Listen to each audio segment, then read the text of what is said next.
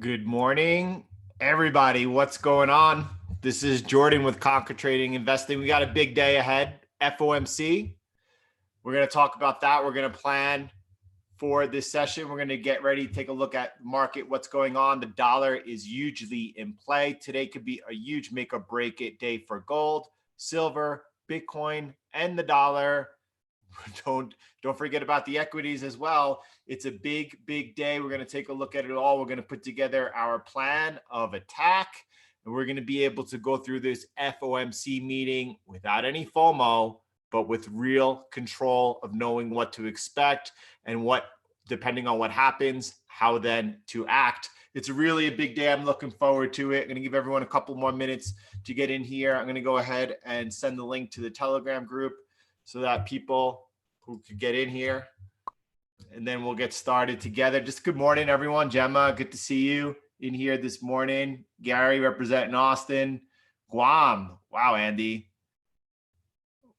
Wow, we got everyone from all over the world in here this morning. Jackie, absolutely. What's going on with Tesla? I haven't even seen.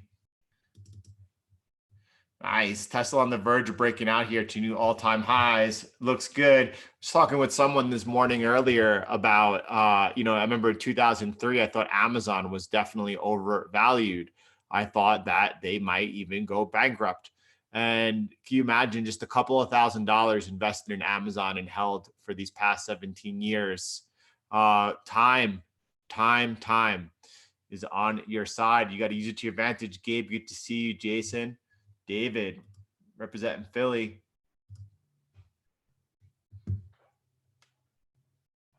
Peter, great to see you. Glad you're here with us. Gino from Italy, Cyprus, Norway. Wow, love it. I love it. I love it. You guys are the best. You guys are the best. Dave, what are you looking at about the crack 1K? Oh, yeah, Tesla, for sure. For sure. It looks like it. So Brandon is asking probably one of the most important questions. Giles, what's going on?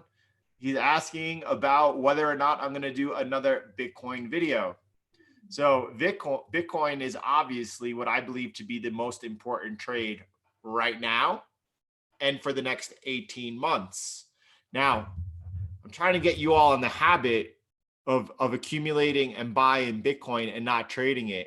What's going to happen to those of you who trade it, or a lot of you who trade it, is that you're going to go ahead, like Bitcoin will come here and maybe will pop up, past 10,400, break out over here, and you guys will sell, thinking that you made a nice trade. And then Bitcoin's going to keep running up and running up and running up. It's going to get to 14,000. You're going to buy back in, and then it's going to have a 30% correction back down to 10,400. You're going to sell 10,400 and then Bitcoin's going to go up, to 16,000.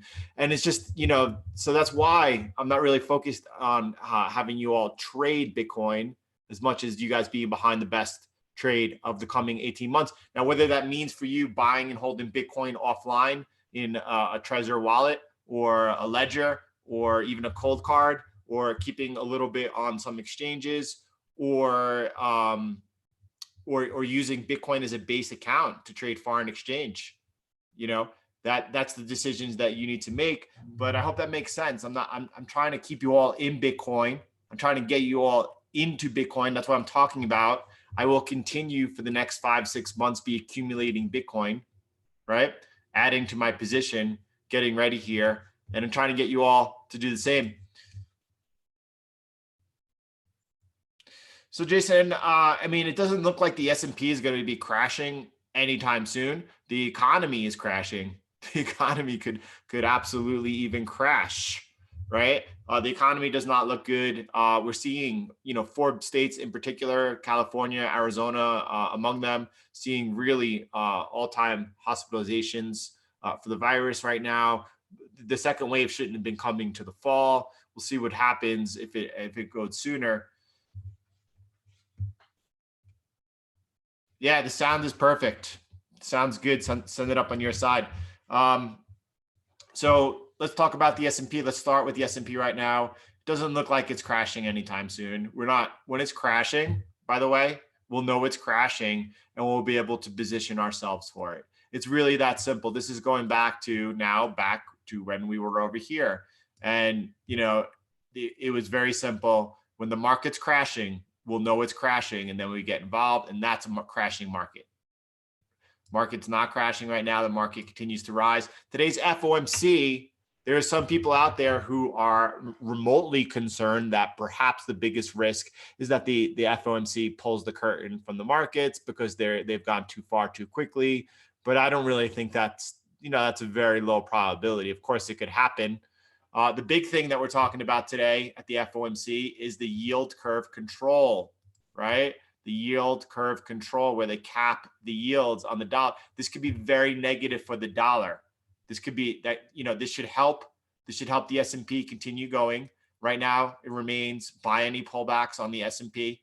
That's what we're looking for over here. Is the second. So Jason, Jerome Powell has been very clear, and he probably will again today, about the risks of a second wave to the economy and specifically the solvency of companies. We should hear that again today. That's not happening right now. So we're not going to position for ourselves in case that happens. We'll wait and to see if that becomes a topic of discussion, if that is where the markets are focused in on, and be able to, to navigate it then. Right now, the markets definitely, why they continue to be very, very overbought. They can maintain this. Any pullback is going to be an opportunity for us to lean in and continue to build out some long positions over here, unless things change. And when things change, it will be so clear to everyone in here that the market's crashing. And then when the market's crashing, we'll trade accordingly. That's it for that right now. But the CPI did come out today. That's pretty important as well. And it came in a little bit deflationary. You could see that, except for important stuff like food, like poultry, like meat, right? Food prices were up, right? As everyone was locked down, you saw that you got meats, poultry, fish, eggs, all rose 10% over last year. So what do people need to buy, right? But also you're seeing here the rent inflation index is falling a little bit. That's good news. But overall, this was deflationary. That gives the Fed a little bit more room to act. By the way, you could see over here, because we should also be talking not only about the dollar, we need to talk about the dollar today, because today's FOMC could really send the dollar on a big trend today, as well as gold and silver. Over here, by the way, you're looking about, in this year, 20% of all central banks plan on increasing their gold reserves. You could see over here, the global gold reserves continue to rise. Speaking of gold and silver, if the Fed does, and I don't even have any odds of whether or not the Fed goes ahead and caps the yields today. By the way, this would be inflationary. This would help the central banks go ahead who knows why they want inflation. I don't want inflation, but they'll stoke inflation a little bit. It should in the beginning be a little benefit. It should benefit equities until inflation gets out of control. This study suggests that once inflation gets over 4%, it then could weigh on equities. That, again, is not even close to happening right now. When inflation hits, it could really catch fire quickly. It's not there yet. Gold and silver could really, silver also, it's making a nice move today, up 2%. This is obviously, we were talking about this yesterday in the live streams, talking about how good this looked, how it looked better than gold. And it looked better than gold because it was consolidating here above this last support and holding it, while gold was actually down below this little bit of this resistance over here. So silver technically was looking a little bit better than gold. Today, it's leading gold to the upside. Both of these could be triggered today. I'm not saying it's going to happen. I don't know what the Fed's going to do. I don't have any type of odds of whether or not they just talk about capping the yield curves. If they do it, either way, it's going to be happening this year. So this is a really important meeting that we're looking at over here today. A really important meeting we got ahead of us. All right. So definitely resist your urge to short Tesla up here as it's about to make new all highs. There's not much resistance above it. If it does get about to these new highs, there's no resistance above it. And this thing could shoot the moon here, catching a lot of shorts, having them need to cover. There's the markets are explosive like this, and the markets are explosive right now, there's simply no need to be looking to short Tesla. That is not a good trade. You know, and even if it fell in your favor, is gold now consolidating above support? Gold is into some resistance right here, right now. Gold could break above this resistance here at 1723 this morning. And I mean, I don't mean this morning, I mean after the Fed. And that will put gold on an extraordinarily bullish move here, possibly even breaking out to new 8-year highs, definitely yearly highs. You could see over here as it's coming into the resistance, the true trend here is getting ready to turn over for an upwards impulse. Now the entry CCI has been overbought for a while. The entry, why on silver, you know, why silver was here, it wasn't on gold. The entry on gold is more waiting than for that entry CCI to make its first pullback, and then on the resumption upwards, which looks like our go-to trade of here's the resistance, turn to support. And as that's flipped into support, and then as it resumes up, that's the trade. You'll see the entry CCI pull back there against the upward trend. And then as that shoots back up, that's this entry right here.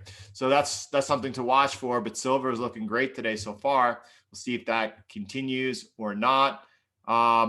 Let's look at the S&P as we get started over here. You could see that we any dip is being bought up. We're not pushing new highs yet. We have the Fed over us, right? The Fed should lead to a little bit of consolidation, a low volatility session until we get past the press conference, at which point hopefully we see a lasting trend. Now there are the occasions when Asia reverses whatever trend took place from the time the mic drops and the press conference is over. And if Asia doesn't reverse it and Asia and London carrying it through, then it's usually the start of a very big trend. It's a big day. It's definitely a big day ahead of us. We're going to take a look right now. So by the way, I'm obviously not looking, or, you know, there is quite the possibility, because the FOMC days are generally positive for equity markets, that we end the day higher than we are right now. Nevertheless, I'm not looking personally. I'm not looking to buy up here at these levels just yet. I will wait for a little bit further clarity. It seems to me the trades, the money trades to be had today probably are going to come on things like the dollar. And we're going to look at whether this is going to be positive for the dollar or negative for the dollar, for gold, silver, and even Bitcoin, if they were to go ahead and introduce the YCC, the yield curve control. That could really benefit Bitcoin along with gold and silver as well. Zulu family, good morning over here. Oh, that's interesting. I thought maybe the Chinese actually don't want Teslas, since it was an American company. That's interesting to know that, dude. That's good to hear. That's good to hear. Yeah, Hockey 5692. The strategy for Bitcoin is to accumulate as much as possible over the next 6 months or so. 100%. We're going to look at Bitcoin right now. You could see over here as we maintain. Let me step back 1 second, just so like everyone's on the same page. We are looking for a breakout above this trend line over here, connecting the all-time high to the June 2019 high, and a break above there is going to set off the bull market. Now, we do have this big resistance we've been watching at 10,400. We saw last week. That's exactly where we came into. We came into not only the 10,400 resistance, but the trend line resistance. That's where we backed to. Since we backed up from there, though, price held this area over here. It's consolidating towards the high of this range. I still have orders in. At 85 and 82, which is the bottom of this trend line support. I really don't expect that they'll get filled at this point. If they do, I'll be happy to be adding back then. Let's see what happens today. Let's see what happens if the move in Bitcoin, if there's not a move in Bitcoin yet, if the move in precious metals continues, and if Bitcoin actually starts taking along that trade.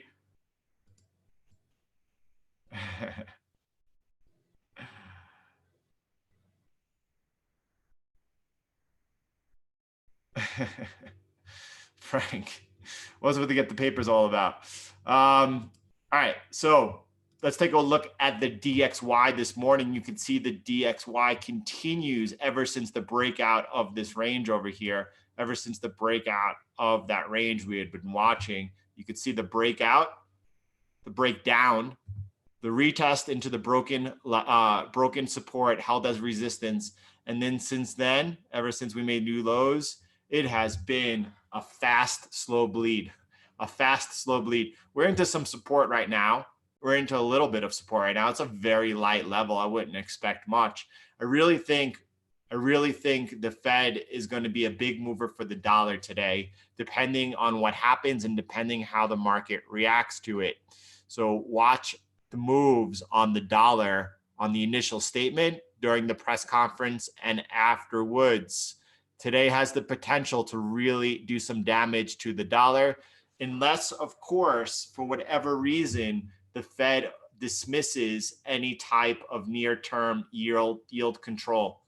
If that happens, that could be supportive of the dollar, and we can see the dollar become bid all of a sudden. That's the risk, and that's what could happen either which way. So it's a very important meeting today. It's a very, did gold decouple from the DXY? That's a good question, because the DXY and gold, ever since the beginning of the year, right? At the very beginning of the year, back here to January 1st, you could see here the DXY was going straight up all the way towards 100. Gold at the same time was also screaming higher. As the dollar came off in the crisis, gold came off, and then you saw the reversal. So gold has been climbing or maintaining its consolidation near the highs as gold has been coming off. Now, it's hard to say if gold has decoupled or not. Just if we get a strong dollar, it doesn't mean gold won't continue to rise in this environment as well. So, you know, the correlation between gold and the dollar has been a transformative one these past 6 months. That's for sure. It's not really a story right now about a weak dollar, strong gold, strong dollar, weak gold. We'll just, I don't really think that's what you should be watching. Just watch them each technically. You'll have a much better read of what's going on. If the DXY really collapses, will the S&P go down too? That is I mean, if inflation, so I mean, why I don't know the answer to that. I could include this link for you over here. This is about the yield control. And it talks about historically, once inflation has reached 4%, that becomes negative for equities. So as the dollar is inflating and the DXY, we're moving down, it's possible that at one point it could become a little bit negative headwind for the equity markets, but that's not really happening now or in focus or something that we need to be focused on. Yeah, so you know, 20 years ago, Peter was a great guy. I learned a lot about sound money from, but you know, listen, at the end of the day, Peter just uses Bitcoin as his marketing arm to keep him relevant. Peter has admitted that he wishes he had gotten into Bitcoin too early, and he thinks he's too late. So, you know, it's just a question of really understanding math, and it's a question of you know, him trying to sell his service, right? So that's where Peter's at. You know, I mean, in the eyes of listen, Peter makes some really good points. Peter, in the end, will be right, but Peter has been probably the wrongest person that there is in the markets over the past 8 years. There's no other way to say it. Peter has been horribly wrong over these past years, why he could have made a fortune. He only made a fortune selling gold to people he shouldn't have been selling gold to at the time, as it was in a huge bear market. And had he advised any of his clients to get into Bitcoin during that time, well, they all would have been super wealthy and had a lot of money to buy back into the physical gold. So that's enough about Peter Dinosaur Schiff. No, Nathan, the only thing that could affect Bitcoin right now, the risk to Bitcoin is well, Bitcoin could die, right? It's software. There could be a bug in it. That could happen. But the greatest risk was over here when you were looking at a dollar liquidity crisis, right? It wasn't just Bitcoin, it was everything that really sold off hard during this dollar crisis. Are we going to see a dollar liquidity crisis even if COVID comes back? That's not what I'm seeing right now. I don't see any indication. You could watch the repo market. That was the indication, the red flag. I'm not hearing any chatter about the repo or problems in it right now. The Fed is actually dwindling its amount of purchases. We're about $4 billion a day now, up from 60, 70 billion back in March. I don't think that we're going to have a near-term dollar liquidity crisis. Actually, you're seeing the dollar soften here, right? This making things a little bit easier for a lot of people, and we'll see. But right now, there is no chance of a dollar liquidity crisis. If and when that returns, I believe that Bitcoin will have be well until its bull market phase. So regarding the dollar and the FOMC, I don't know what's going to happen today. One of two things are going. I don't think that we trade sideways. I don't think we trade sideways. Either the dollar, which is already extended down right now, you can see the dollar has, ever since the breakdown over here, has extended its downward impulse over here. Could some fuel be added to this today if the Fed goes ahead and actually introduces yield curve control? I don't think that's the plan. Yeah, it could, but I don't think that's the plan. I think that really they're just mentioning it, right? They're getting ready to implement it in the future. So that could also, at the same time, that could also put pressure under gold. It could put pressure under silver, and it could put pressure, and it could put pressure on the dollar, on the weakness of the dollar. This could help firm up the dollar today as well. It could go either way. I don't know what's going to happen. I'm going into the session, into the FOMC meeting, understanding what are the possibilities both ways, watching what the Fed says and watching how the market reacts.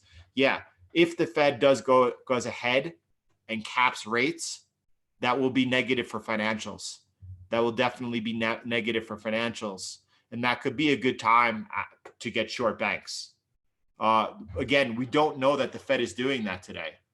I actually don't think that's the base case. I don't think that the Fed does that today. So we just want to be aware of all of the risks in the market. Anastasia, GLD, I didn't see what your comment was. What are my thoughts on the GLD? Well, I'll take a look at gold right here. And I think that Y silver looks technically a little bit better right now, right? Gold is just into an important resistance level this morning. I think the easiest trade on gold is waiting to seeing if it's able to take it out, break it, and then on the first pullback, you can see look how overextended we've been. Now this could remain so, and we could get, if the Fed does go ahead and cap yields today, we could see this explode to new highs without ever pulling back. That could happen. And then everyone holding gold, myself included, right? The physical stuff would be totally like, that's why we own it. Great. But, near term over here, you're waiting for a breakout of this resistance and then the first pullback here into this support, firm this support up, whether it's this one up here, this resistance, or this support down over here, you'll be waiting for a pullback and a resumption. And then that's the place to enter. Right here, entering right now into this resistance with the unknown of what's going to happen today doesn't seem like the right thing to do. It doesn't seem like the right thing to do to enter into anything this morning for the FOMC. Now, you will see a lot of opportunity after the press conference today. Jason, the FOMC is at 2:00 p.m. Eastern time. That's when we get the rate statement, and then the press conference starts a half hour after. It's as the press conference ends, that's when's the clearest, easiest, safest time to trade. Not to say there aren't trades to be had after the rate statement, and as well as after the press conference begins. Yeah, most likely you get stopped out with a tight stop loss. So, I'm not trading before the Fed. I'm not looking to trade before the Fed at all. I'm looking for the high probability trade, not looking for the risky trade, right, to enter a long with a tight stop loss, hoping that things go my way. That trade usually ends out in a stop loss. So that's not really what, we just want to take the easier money. So Andy has a question over here, and Andy's asking that they want paper gold. Does that not change the luster of the physical stuff? I'm not really sure, Andy. There was a disconnect during the crisis between the spot price of physical gold and the paper stuff. We'll see more of that in the future. We're not seeing that right now. Okay. Yeah. Which one? Gold? Tom, what are you looking at over there?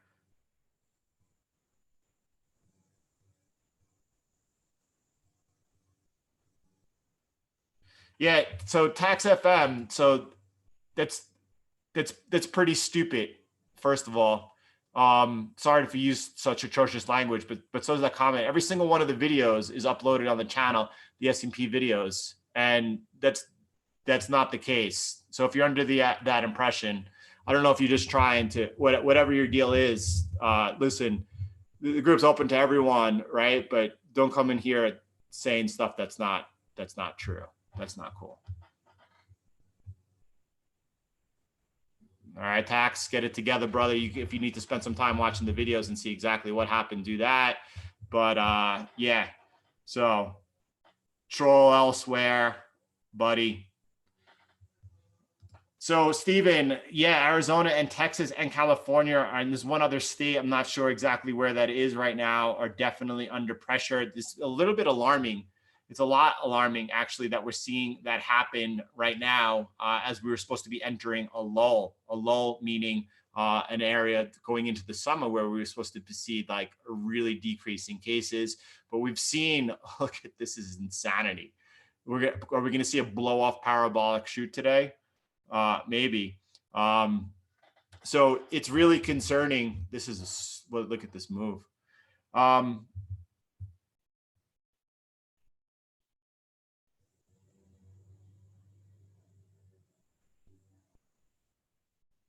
Yeah, I know, Christoph. You're right. So it's a little alarming that we're seeing rising cases in COVID within the United States.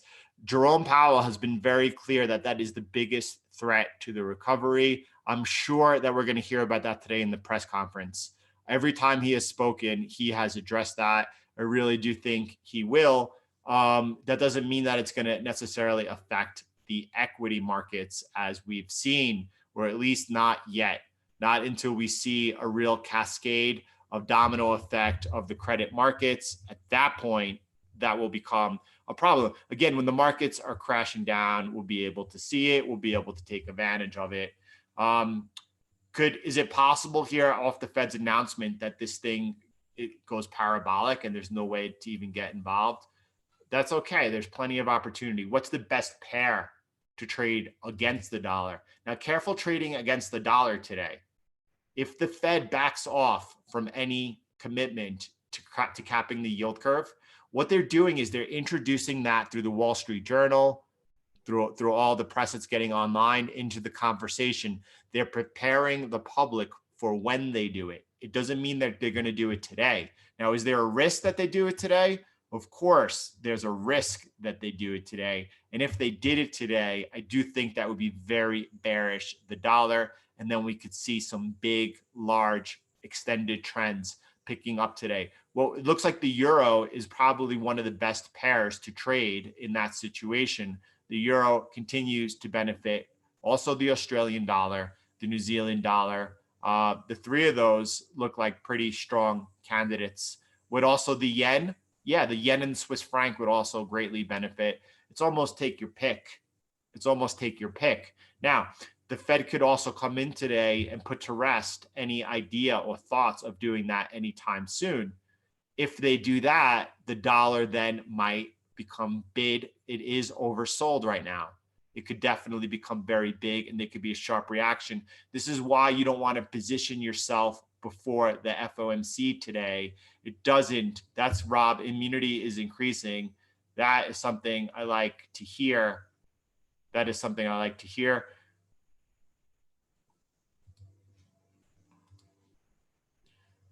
Pound is up today, right? The pound is not really. Pound is coming actually into some resistance over here. Let me extend that over. Pound is coming into some resistance. It's up mildly versus the weak dollar, but it's not leading the way. It's an interesting level here for the pound. Let's take a look at it.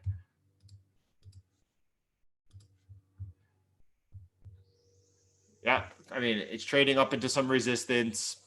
The pound is not attractive to me. Why? Because there's too many unknown headwinds over it right now. Mainly the Greek exit, negotiations with the EU. There seems to be a lot better opportunities right now than the pound.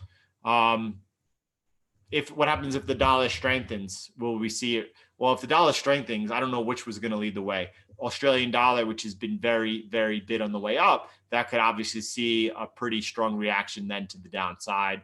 I don't really see the play on the pound US dollar today. If I look at it just with a clear open eyes, right? It is now way overextended into some resistance. Does it have what it takes to it's really dependent on the dollar. That's what makes today's session so difficult today. We got a huge wild card hanging over our head. It's coming in just a few hours, and that is really going to set the tone for what happens next.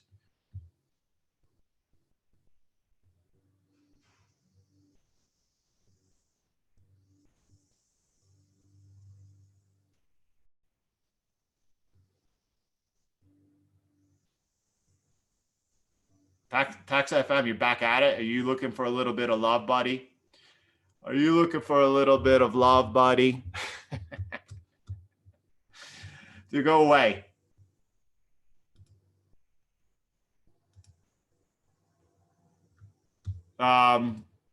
So, by the way, let's take a look around at some Japanese yen crosses, starting with the US dollar, Japanese yen, and then let's try to build the case for what's going on. Dollar continues to be under a little pressure. Again, it's back to the same story. We're going to be repeating this over and over again. Pound yen. All right, we'll look at the pound yen next, Jonathan.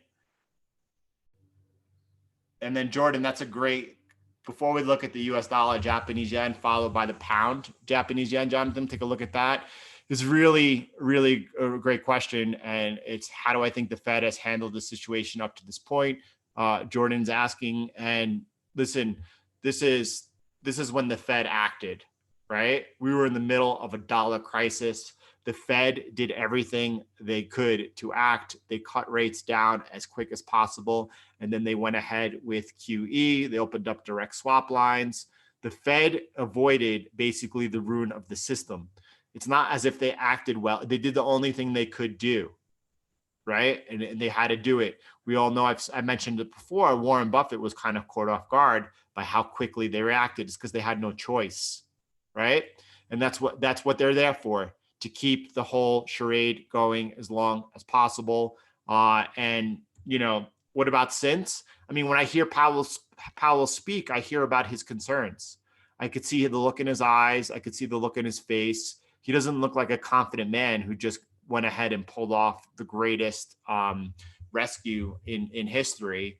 He looks like he's really scared of things break down again, what they're going to do. And I'm not trying to say that's going to happen anytime soon or anything like that. Actually, I don't think that is what's going to happen. I think that the Fed has bought itself some time. I think that if they get the dollar to go down even further, that's going to buy them a lot more time. Now, that's it for now, right? We'll continue that conversation as it continues.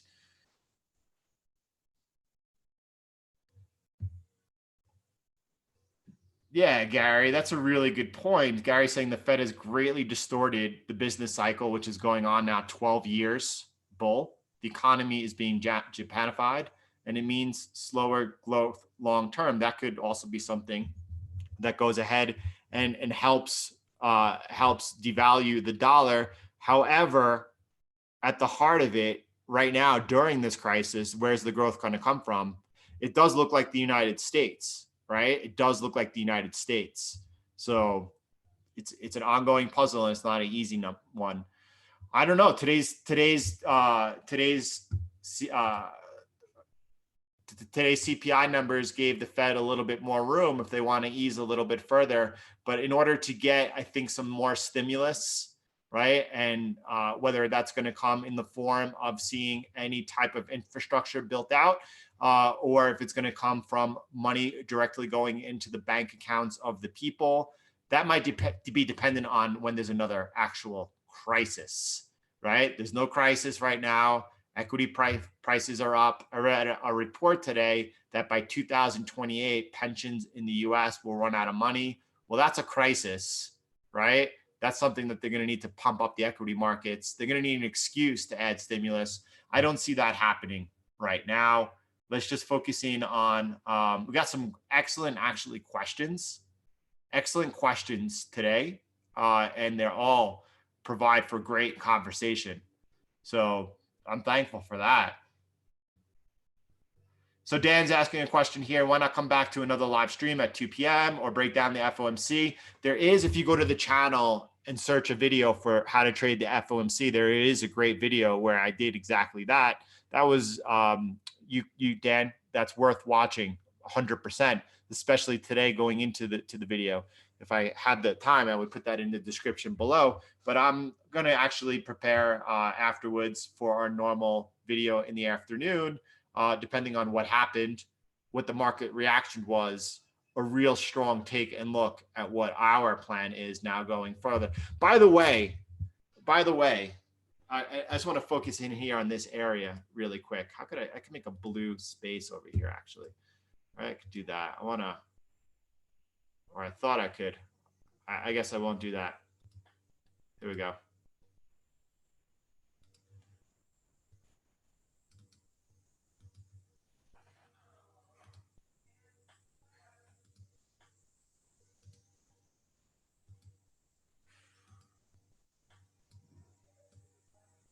There we go.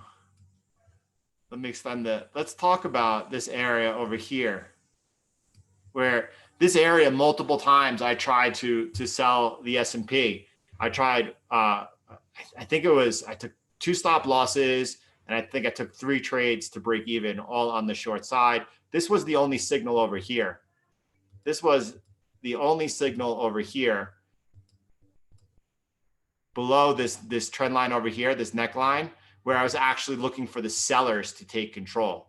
And even though I personally took a few opportunities at the short side as price was towards the upper band over here, because I wasn't looking to take longs while we're in this channel towards the upper end, only the bottom end, right? I was very clear this whole time in every single published video that the sellers were in control and I had a bullish bias. So listen, this is not for you to go ahead to try to piggyback off my trades. What I'm trying to give you is a very clear and unbiased look at the markets to help you with your own analysis.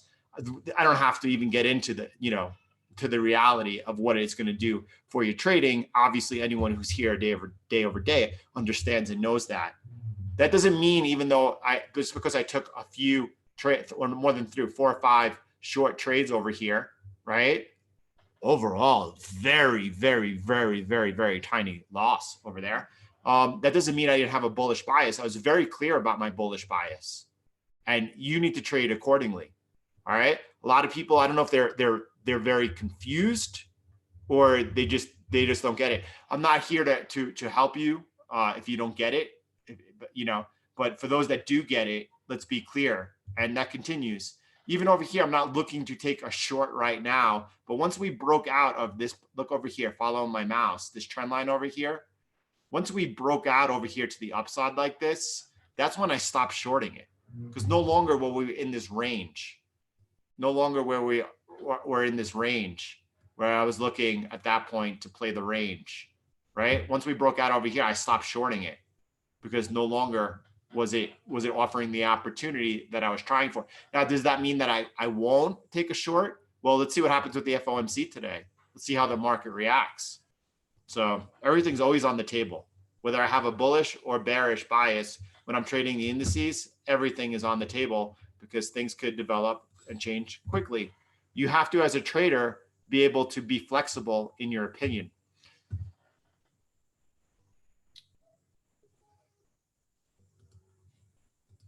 DJ, thanks for the support. Listen, I stand by it. I think Kyle Bass that's a gamble also. That's a gamble also. People asked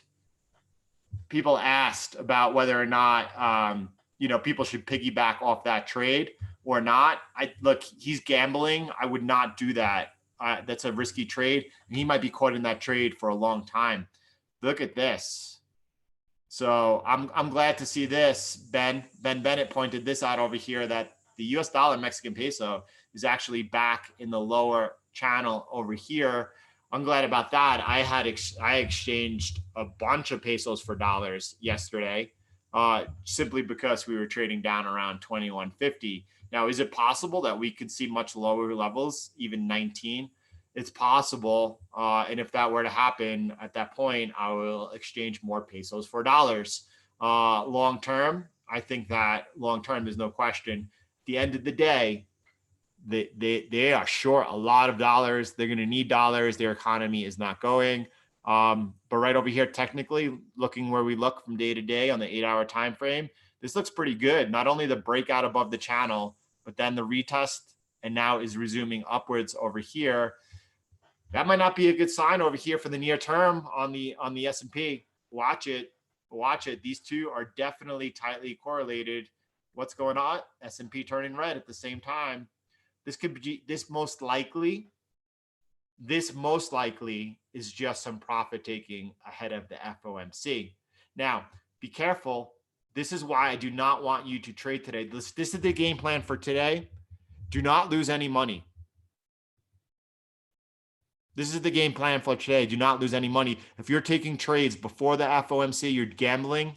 You have no edge or high probability to do that. Do not take that trade. If you react to the initial price volatility off the FOMC, that's an expert's game. I personally love it. I love fast moving markets like that. It's, even on FX during a rate decision, you could trade on the 1 minute for a few hours, for a couple hours. That's not your game. Don't do that. Stay safe. Wait for after the mic drops of the press conference, when the mic is turned off and you hear boom, that is the time to look for a trade. That's your safest trade, and there'll be a lot of opportunity there. So everyone stay smart, stay safe today. All right, US dollar, Canadian dollar. Let's also look at that.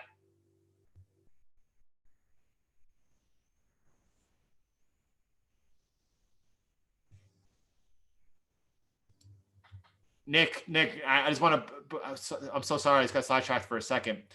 Australian dollar, US dollar, Chris, we want to look at that. Nick is asking what I think will make the S&P roll over. Less added liquidity in the market, 100%, or a second wave. So I think a second wave beginning will not do that. I think a second wave beginning will lead to the former of actually less liquidity in the market. Once we start seeing some bankruptcies that has the cascading domino effect throughout the credit markets, that is what I think Nick is going to do it. So the two are connected, but I don't think an increase in cases is going to really alarm people and cause a sell-off. I don't think so. Thank you so much. I know. I don't need to defend myself. You guys are so supportive like that, and I appreciate it. Vincent appreciating the mic drop effect. I love it. Look, someone said the Australian dollar, US dollar is falling. No, it's not. So it's not though, right? This is bid up on the session. This is consolidating over here. We don't know what's going to happen today until the Fed gets out of the way. We don't know how the dollar is going to react today. Oh, the dollar is so in play today. It is, since I can remember, I cannot have remembered a more important session with you guys in a while than today is. So we wanted to look at the US dollar, Canadian dollar. Absolutely. Thank you for being here, and thank you for being a part of the community, Kodong. I definitely appreciate that. And then since we just looked at the Australian dollar, US dollar, we could also see the New Zealand dollar, US dollar. And that is so showing, look, it's overbought into resistance. Could this be the place it rolls over? See, that's the thing. This could be an amazing entry right here if you get a signal. But with the FOMC hanging over your head, it's reckless to enter it, right? Your job is not to get the top or the bottom of a move. It's to get the sweet spot in the middle, the easier portion. That takes patience. That takes patience. If you see something developing, good, then get on it, stalk it, and watch it. US dollar, Canadian dollar. I mean, listen, again, this is this. So I feel like I'm repeating myself, but not for the wrong reasons. It's just what it is. You could see the US dollar, Mexican peso leading up a little bit, breaking above that first trend line over there. Canadian dollar lagging a little bit over here. This is completely tied to what's going to happen today with the FOMC. There's no edge for us. There's no edge yet, right? So if we see the reaction is a very firm dollar, it's almost like shooting fish in a barrel. No matter where you look for, long dollars is probably going to be a really excellent trade. There's a lot of people right now are trading against the dollar, and they're going to need to reposition themselves. However, it's not a joke that the Wall Street Journal is basically like a propaganda piece for the Federal Reserve, right? They plant articles there. They planted an article bringing up the yield curve control. So what happens today? That's the story of the day. Do they just talk about it, that it might happen at some point in the future? What's the market's reaction to that? I don't know what it's going to be. I don't have an edge there.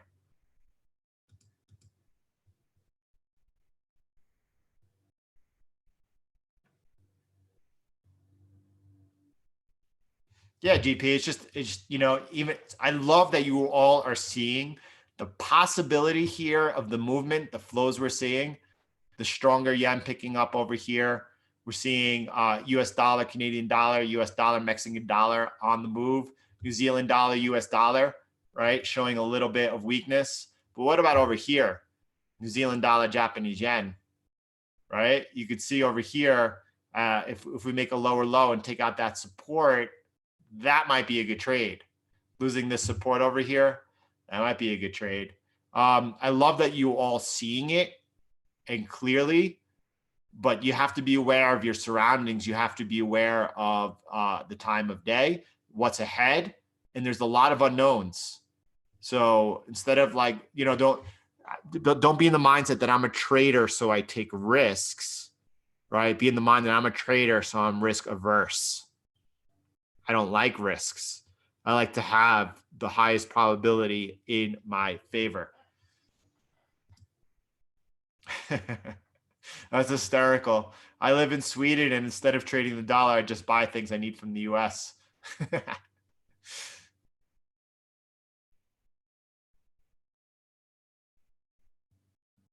Yeah, Mark, it's a huge bet. It's a huge bet. The one thing that I want to talk about when it comes to Kyle Bask and that US dollar Hong Kong peg trade is that, first of all, this is not new position for Kyle. He's been following this trade for years. And now as things are developing, it could perhaps be on the cusp of actually breaking, right? You're seeing, all the people of Hong Kong going to the banks trying to get exchange their Hong Kong dollars for dollars, and they've put limits on their daily withdrawals. There's a shortage of dollars there. Maybe he gets, I don't want to call it lucky. He's done his homework. He's placed his bet. This trade could work out for him, but again, it's a huge risk, and he's betting. He's basically betting his reputation on it here. No. Avoid the Asian session. The best time to trade the New Zealand dollar, Japanese yen is during the London session, the full London session from the London up to the London close. Jonathan is seeing the bounce off a 5-year trend line. I don't have the trend line drawn in, but I'm assuming that Jonathan is saying that that's where it peaked out over here. Is that true, Jonathan? Is that what you're looking at?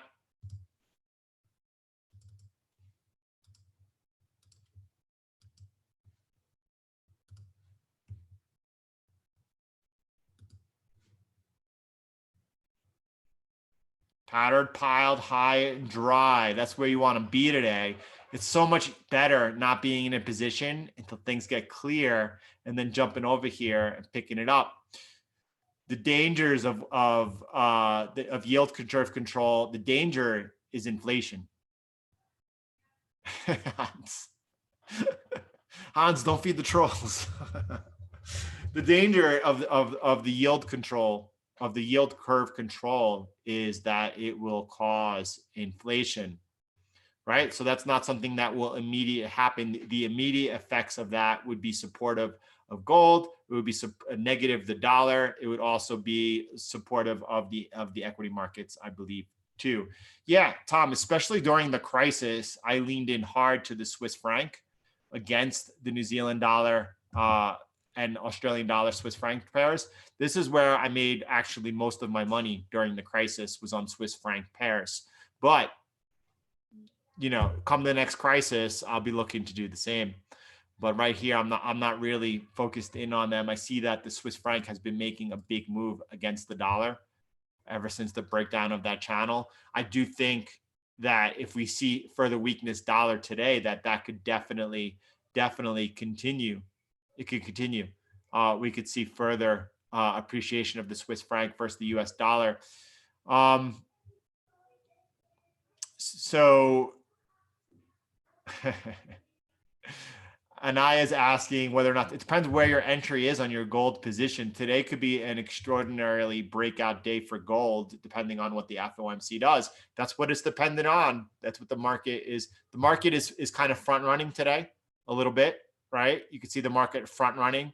It's expecting the topic of conversation to be around the yield curve control. That will be really enormously supportive of both gold and silver. Silver running away. We talked about this setup yesterday as a nice setup. It's now really taking off.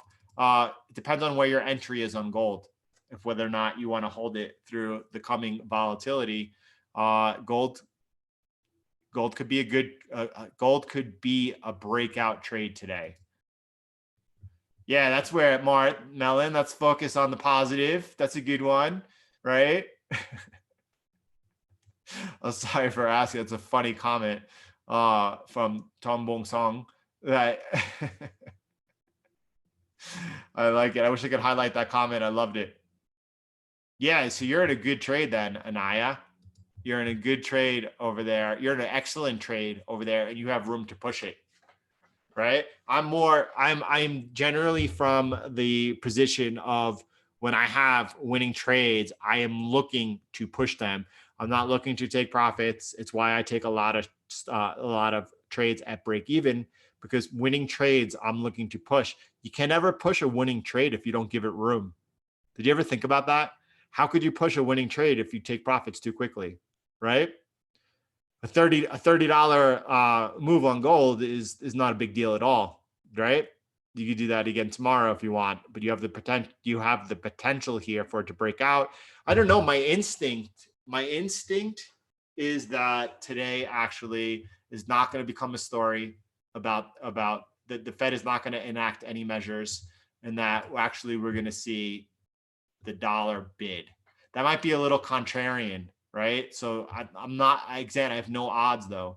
I have no odds to tell you about what I feel is going to happen. I'm just aware of the risks on both sides, and I'm going to see what happens, and then I'm going to trade it. That's the best way to go about it. That's the best way to go about it. Gemma.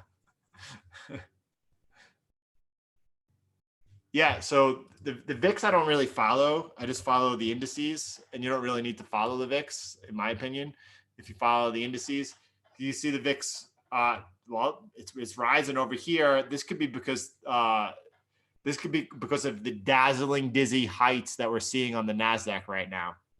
You know, that doesn't usually end with low volatility, and whether or not it's going to continue to go parabolically up or down, I don't know, but we're getting into a position. So I don't use the VIX at any time for my trading at all. The only time I follow the VIX, I don't even follow it. I'll see a headline, right?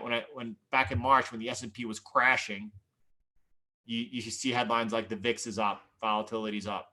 No duh. Thank you for that. Like I couldn't know by just looking at the S&P, right? So this doesn't really offer me any type of edge that I use for my trading. That's why I don't look at the VIX or really. Well, that's why.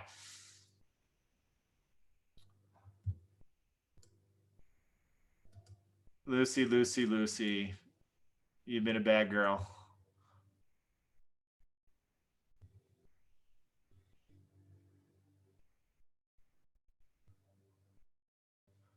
Yeah, I'm saying that dollar bid means dollar rising. I don't think the Fed today enacts the yield curve control. Now, I'm not betting against that. I'm not buying dollars here. Let's wait and see what happens today at 2 o'clock and then at the press conference. Let's see how the market reacts and then get into the trade, right? That's a lot safer. That's a lot easier, right?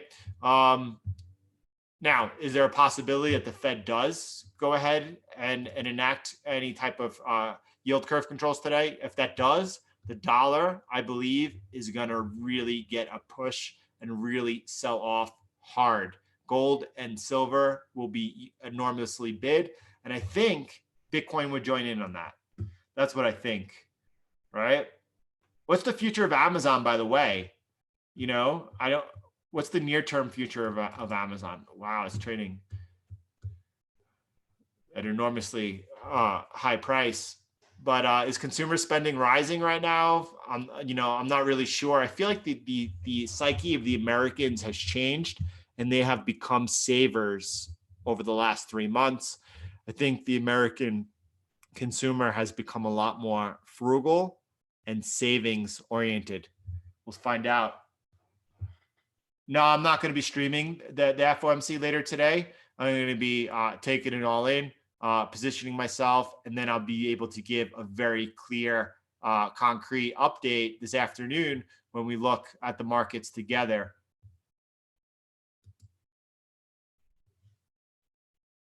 Could be the markets here in general. When I say the markets, I'm talking about the Dow, the NASDAQ, and the S&P. Not overall the real state of the markets, the economy, but the indexes, they look like that, although they are, am I the only one who sees it? Like, oh no, it's a new normal. It's just going to go up forever here. We're going to 20,000 in a heartbeat. And I wouldn't be surprised if we saw a big fat green candle like that either, right? But we're getting to a tipping point here. We're getting to a tipping point, and listen, the Fed has blown another bubble. That's all. The Fed has blown another bubble. No, I don't, Chris. I don't. So eventually, Chris, I do believe this is very important. What that end game looks like to me, the IMF has gone ahead and created the central bank digital tokens. I believe in Ecuador, they're starting a launch. I also believe, I don't know why I want to say Switzerland. I'm not positive about that. We have a Swede here. Is it Sweden? They're trying to look to go ahead, the IMF, and get some test cases going right now of the central bank digital tokens. Basically what it is, it's a settlement token backed by the IMF special drawing rights, which is a basket of currencies, including the yuan and including gold. All right. So they want to use this as a cross-border settlement feature. They want to become the new central bank.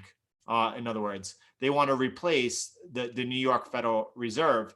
And that could happen. We could actually see at some point in the future, right? The Federal Reserve could actually become the Lehman and is the central bank that is sacrificed at the altar in order to save the system.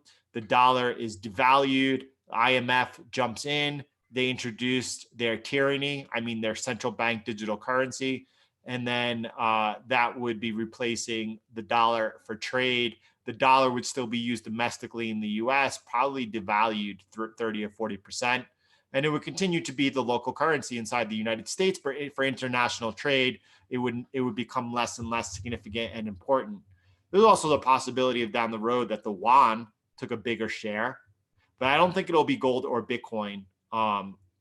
You know, unless there comes to a new Bretton Woods type of agreement, a sit down where all of the world powers sit down and figure out what the new system is going to be. At that point, is it possible then it's, you know, gold is somehow, it won't be Bitcoin, I don't think. Is it possible gold is used in some form or shape? Yeah, that's highly likely, but none of that is playing out anytime soon. Right now, the music is playing.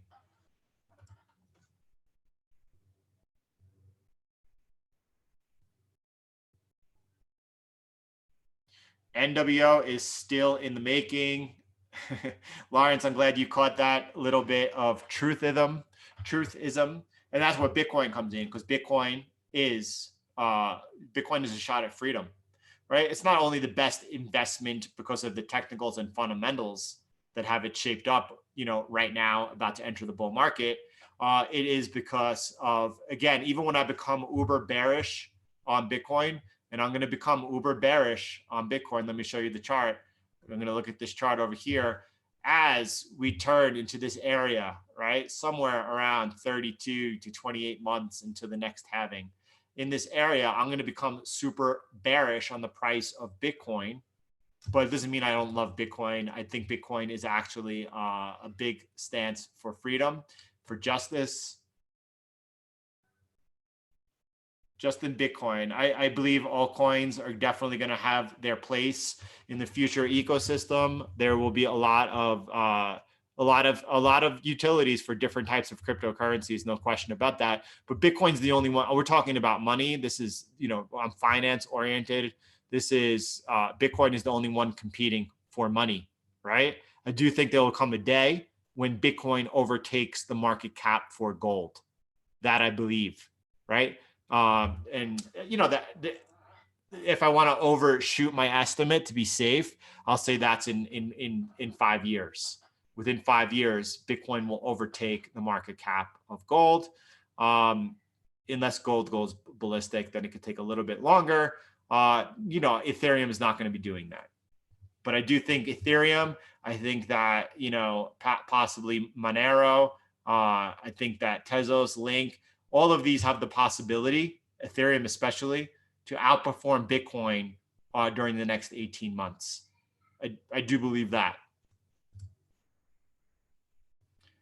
It could be Sweden, Josef. I was not exactly sure, but it was Ecuador and was one other place. I'm not sure if it was Sweden or Switzerland. Yeah, there's no question about that. I mean, so Michael, that makes a really good point. So the thing about Bitcoin, it's not only Robinhood investors or the retail, it's institutions are definitely now. You saw poor Paul Tudor Jones, his fund is buying Bitcoin. Once every other one on the streets or Paul Tudor Jones is buying, believe me, they're all getting into it. But really, institutions won't get into Bitcoin until it's trading above 50,000, and then that's when they're going to be FOMOing in, and that FOMO is going to be real, and there's going to be real money behind that. Now you see already Cash App has a lot of purchases quarter over quarter of Bitcoin, an enormous amount of purchases, as well does Grayscale. So the Robinhood, the retail crowd, they've never left. They're in it full tilt. You're going to see a lot of baby boomers, that generation, who have begun the migration into Bitcoin as well.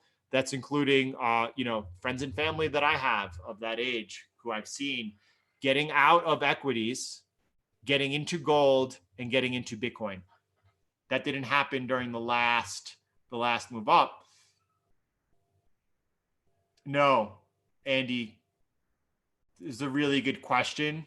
And Andy's asking if I ever see Bitcoin getting squeezed by a new form of digital currency. You heard the IMF is trying to make one. I just spent a significant amount of time talking about the IMF and the central bank's digital currencies, but that doesn't compete with Bitcoin. That competes against the dollar. All right, because Bitcoin's decentralized. It's not centralized. The IMF's digital currency is completely centralized. They could cut you off from the system and stop you from using it at any moment, at any time.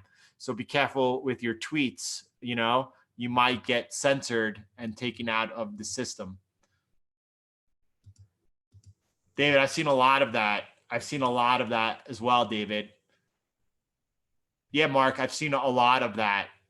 A lot of that. And as we're seeing these equities melt up, the chance of a crash now is actually increasing. I'm not trying to sit here and call a crash. When it's crashing, it will be easy for us to get in. There's a difference between taking an intraday short trade and looking to play and call a crash. You know, either you get that or you don't get that.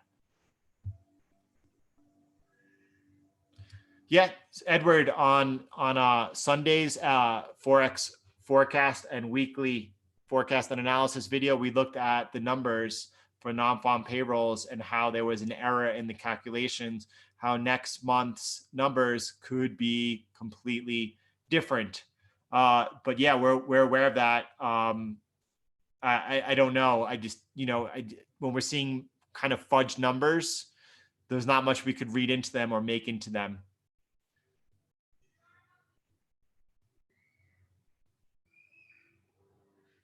Dave is thinking of entering a trade. Shall I withhold and listen? Yeah, wait till you're ready. Wait till things are lined up, and wait till things are clear. That's the portion of the trade you want to take. Gold or Bitcoin, there's hands down Bitcoin. Hands down Bitcoin over the next 18 months. Now, 18 months from now, as I'm exiting Bitcoin, the question is going to be, where do I want to exit into? Do I want to exit into dollars, or do I want to exit into gold? Right? It might be that I want to exit into physical gold at that point, right? What's going to hold its value better? But right now it's Bitcoin, right? Yeah, the government could ban Bitcoin. The government's already fully aware that they can't ban Bitcoin, though. They spoke about that when Libra became an issue, and they bought the Mark Zuckerberg to testify. They can't find Satoshi to get him to come in and testify. They know, and they spoke clearly that they know that they can't ban Bitcoin. Could they ban off-ramps like Coinbase and Gemini? Absolutely. They could do that. It's not a threat to the existence of the dollar where they would do that anytime soon. So interesting conversation today. I'm really enjoying this session as we're getting ready for the FOMC today. I have no idea about the validity. We learned during the crisis, during the virus, going back between the period of late January through all of February, that we can't trust the data coming out of China. So I just can't trust it. So I have no idea. There's nothing that we can trust about. We couldn't trust the data regarding the viruses in China, and we can't trust their economic data as well. So that's all I know. I just can't trust the data. Yeah, Stephen Moore. I mean, that's a great question, and it depends on what happens, right? So let's explore this rabbit hole for a second, and then we'll go to Young Feng Sui's question. This is a great session. Actually, we get to take a look at a lot of things we normally don't get to do. When the DXY responds to the Fed meeting today, which asset will be the most predictable response? Could it be the Euro, US dollar, Australian US dollar, gold, S&P 500, US dollar, Swiss franc? If I had to choose one, it depends on what the response is. If they go ahead and they enact yield curve control, I would want to be long on gold. I would also want to be probably short the US dollar. I don't know if it would be versus the Swiss franc or the Japanese yen, but probably one of those two. And anything, whether it's the euro, the Australian dollar, you know, both of those would look like good candidates to be long versus the dollar. If for whatever reason the market's reaction today is that there's not going to be any type of yield curve control in the immediate future, and the market's not concerned about that, and we did see dollar bid, then I would probably want to be, well, again, it's not a question of picking one. You have your pick. You're going to see a strong move in the dollar then, I believe. Young Feng Shui said, only centralized to replace the US dollar, right? What's DOT? I'm not familiar with DOT. What is DOT?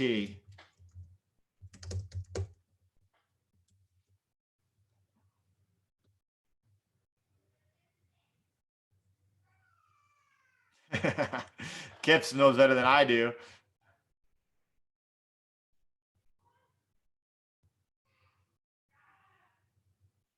That's a really good insight, David, and true. There is the possibility of the market reaction where the Fed basically says they're not doing yield curve control today, but it kind of hints that it's coming in the future. Not so much not out of the question.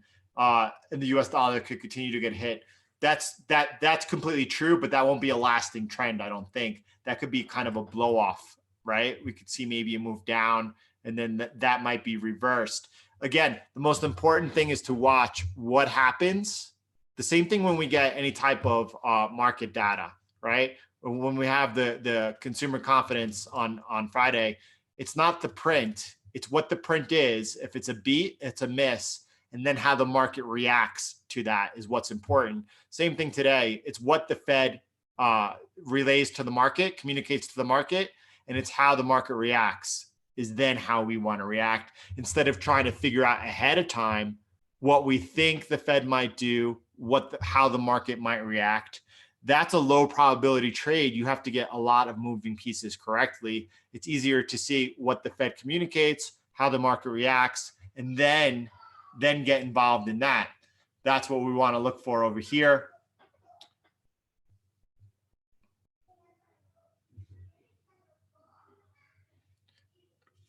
Futures predict that the 10-year treasuries and 20-year bonds will be products that move directly with rate expectations.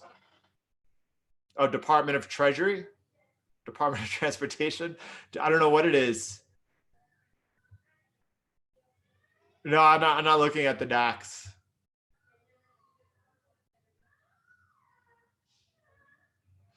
Yeah, so Deng Song, what I meant was at the height of the bull market in Bitcoin, when I become bearish on the price of Bitcoin, I'm going to be looking to get out of Bitcoin, right? My choices at that time most likely are going to be, do I exchange those for US dollars, or do I put that money into physical gold? Depending on what the situation is at the time, that's a decision that I'll be making. Now, BlockFi offers right now 8% on stable on GUSD holdings, or Tether. I won't hold Tether though. They offer 8%, so that also becomes attractive at that point as well. You know, moving out into a stable coin that's paying 8% a year is highly attractive. So Jonathan, next levels for buying Bitcoin. We're in an accumulation phase. So we're going to look at two things. We'll look at what technically the levels for buying Bitcoin are right now. And then we're also going to look at dollar cost averaging. So right now, I think that, right now I do have orders in at 85 and 82. Why I lean towards that, they're probably not going to get filled. I hope they do, right? If I didn't own any Bitcoin, I recommend my mother buying Bitcoin right now. There's no question about it. You could take a couple of different perspectives over the next 5-6 months as you look to accumulate Bitcoin. That could be done simply, once a month, no matter what the price is, dollar cost averaging and purchasing Bitcoin. There's nothing wrong with that. It's a good strategy. Or, let's say that like on the first of the month, you're ready to buy Bitcoin. You could then just have orders in, at the support below and the support below that, and hope that they get filled. You could go with either one of those strategies. I think that the easiest one is not trying to time the market, and that whether, it's just, for the next 5-6 months, just accumulating Bitcoin, whether that was done weekly or monthly or bi-weekly. I think that's the best way to go about it.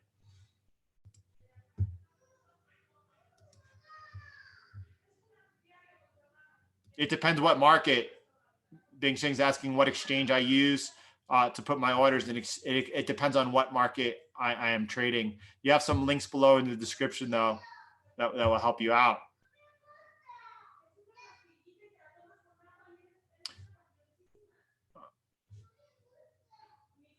All right, everyone. I think we have ourselves prepared for today's session ahead for what's going to happen later. The story of the day is the FOMC. I'm going to put together a really high quality, as best I can, video later this afternoon explaining what the Fed communicated, how the market reacted, and what our near-term reaction should be. I'm hoping that this sets up a lasting trend, a trend that we could actually get behind. Whichever way it is, that I don't really care. It looks like a big move could possibly be setting up. Expect some volatility. Be careful. Wait for the mic to drop. Wait for the trade to be clear, unless you know what you're doing, right? And when I say unless you, I mean unless you have a high confidence that you are taking a high probability trade at the time. All right. The idea here is not to lose money today. It's to come out ahead. You're not going to do that by taking chances. Taking chances does not work. Yeah. Well, Jonathan, yeah, there you go. I'm with you that 100%, Jonathan, 100%. Gemma, thank you. You're the first one to say anything about that. I tried to do a little bit different of a style. Gemma's saying that she liked the effort put into the last Sunday's video, and I mixed it up a little bit. I enjoyed it, and I feel like if I put out material that I receive value from and enjoy, then others will. But you were the first one to affirm that. So thank you for doing that for me. That's important to hear. I like that. I don't think so. I wouldn't use Coinbase, and I'm not saying to do it weekly. I first put out there monthly, right? But I don't think Coinbase. And if you're only putting $100 into Bitcoin a week, right? Well, then save it, and do it monthly.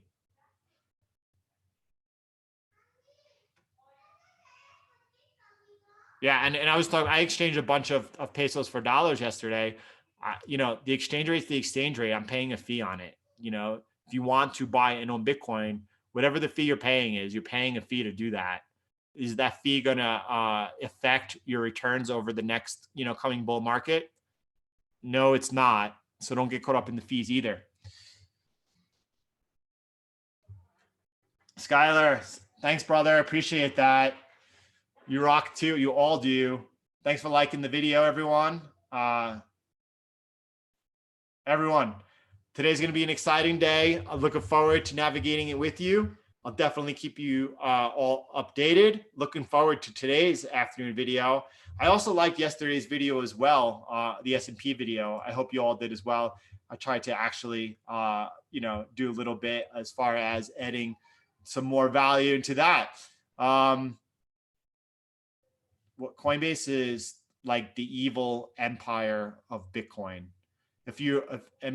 Listen, like the same reason I deleted Facebook, not because I didn't enjoy looking at friends and family's photos on Facebook, but because by knowing that why on Facebook, whether I was using it or not, they were tracking everything I did on the internet. It was an invasion of privacy. And it's not a question if you're hiding something, if you have something to hide. It's a question of values and freedom. Coinbase is absolutely has the worst reputation in the whole Bitcoin community. Definitely should not use them. There are so many different options that you don't have to worry for it. Chris, you've been trying to join the training program. You can only pay with PayPal. Wanted to do it with a card. There should be, Chris, when you go to actually sign up, there should be a way to not use PayPal and pay with the card. Look for that. I would pull it up for you if I could, or if you send me an email with the description of yearly membership, Chris, then I will be able to walk you through how to do that. But you have the option of paying with a card and not paying directly through PayPal, as well as either creating a PayPal account in that process, but you could just use your card. That's no problem at all. And the course is open right now. You could use this link over here where it says in the bottom, my course and mentoring program, and find information from joining. How much longer? Probably until Friday, but right now there is availability. Everyone, I don't know. if you purchase Bitcoin through Oanda, are you able to send it out into a hardware wallet? I'm not sure about that. I'm not sure. PayPal forced you to create the account. All right. I'm not sure about that, whether or not you could probably buy Bitcoin on paper and buy and hold Bitcoin on paper through Oanda and stay within their ecosystem. But I'm not sure if you could actually buy Bitcoin through Oanda and then send it out to a hardware wallet or not. Stephen, so that's a really good question, by the way. So the course is a set of modules that you do in your own time, and then you're working through them with me and specifically on your trading directly through me. So it's how much time you could commit. If someone was serious about the markets, I would think that, at minimum, they would need, 20, 30 minutes a day they're spending analyzing their charts. I would think that's the bare minimum. And I think that the more time you spend, the greater your chances of success. I think one of the most important exercises a trader could do is spending time on their charts. There's no question about it, though. Anyone working with me will beat. You could watch these videos and only watch these videos and stay in our live sessions, and it will drastically improve your trading. And I believe it will also get you to turn the corner to profitability. There's no question about that. I also believe, no question about that, working directly with me will increase that time drastically, as well as excel those results. So everyone, have a beautiful day. Thank you for today, and I'll talk to you tomorrow.